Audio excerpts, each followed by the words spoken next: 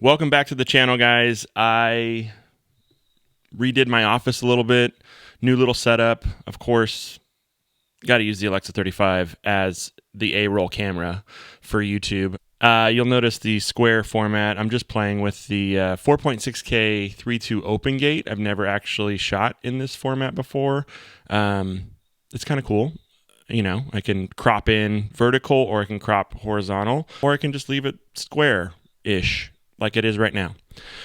Today's video is going to be about breaking down my Rose Bowl footage and my Rose Bowl game from 2026, where the Indiana Hoosiers played the Ohio State Buckeyes in a blowout. So yeah, I'll go over the two lenses I used and why I was at the Rose Bowl. So what I want to do first is just kind of give you my thoughts as I watch the video, so I can probably do a split screen here. I do have the video just kind of edited on YouTube if you just want to watch that, or if you want to watch me ramble about it. You're in the right spot. Before I click start, I was there to shoot for a show called Inside the College Football Playoff. I had shot a couple weeks prior in Eugene, Oregon for the same show. I was shooting on an Amira for that show, but when the Rose Bowl came around, I was able to shoot on my Alexa 35. The reason why I would jump back and forth between an Amira and an Alexa 35 is purely on the show. The network needed a Rec 709 for speed. They love to have that Rec 709 recorded and burned in, which is not the ideal camera when it comes to doing that, but it is a really great football camera. So they rented me an Amira for that Oregon game, and then when it came time for the Rose Bowl, I was able to shoot non-Rec 709 burned in, and they just had to add a LUT in post. It was beautiful to shoot on this sensor. And so let's get into it, and I'll just kind of talk over what is going through my mind. Okay, it opens up with Fernando Mendoza. I'm shooting pregame on the 20-120 Fujinon zoom lens. All my pregame shots were pretty much with this lens. Then cut to in the stadium with Mendoza just running around pregame. And this one I actually lost focus as he's getting really close to me, but I kept it in there because it was a cool spot to add a title card for the Rose Bowl. Yeah, still we got 20-120 shots here. The coaches, I love having foreground elements to show off that lens. And now I think I'm on the 24 by. So now when we get into the closer to kickoff, I'm on the 24 by with the B4 to PL adapter. Start off with some flying footballs and a great defensive play. And of course, those are two different shots. He swats the ball. Number 7 swats the ball. Number 5 has the celebration on a completely different play.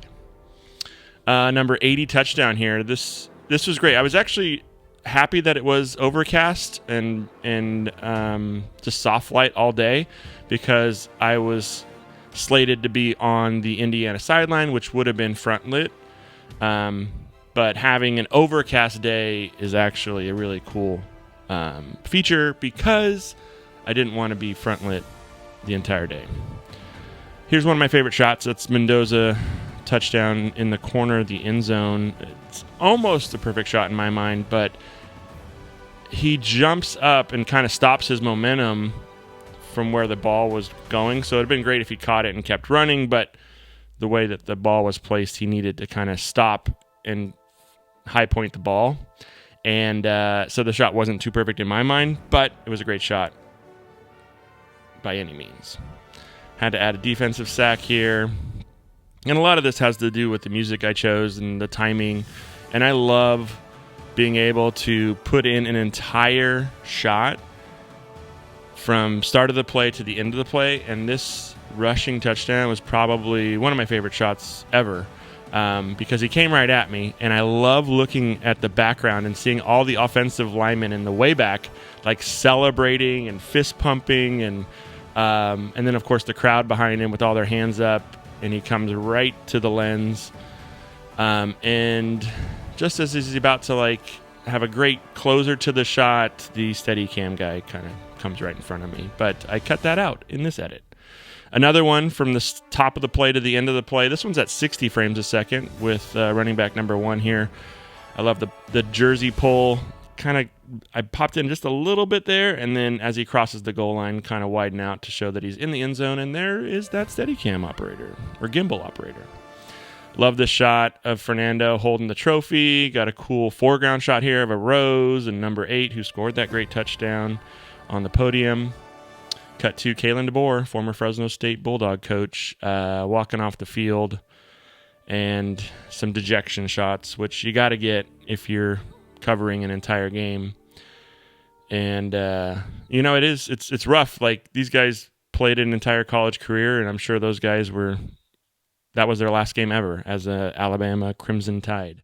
By the way, those post-game shots were all on the Cabrio 20 to 120. So once the game is over, or I can see that the game is about to end, I will swap lenses. And with the Rose Bowl, I don't have too many extra hands, so I don't have a dedicated runner with me. So it's all about trying to time it out right. Fortunately, it was a blowout, so I had time to run back into the media workroom and switch lenses before the game was over, so I can get all the celebration shots with the nice shallow depth of field of this Cabrio. But 90% of the day was shot on the Fujinon 24 by 4K 2/3-inch sensor lens. I've made videos about this style lens before. I don't think I've ever made a video about the 24 by, but it's just the latest rendition of the B4 zoom, high quality B4 zoom. And this adapter isn't made anymore by Arri, so I'm glad I was able to get one before they stopped making them, because it really does make shooting American football that much better. I think there's even some mud on the bottom here because it rained, and if you can remember back to January 1st in Los Angeles, it was a complete wet nightmare hours before the game and overnight leading into the game.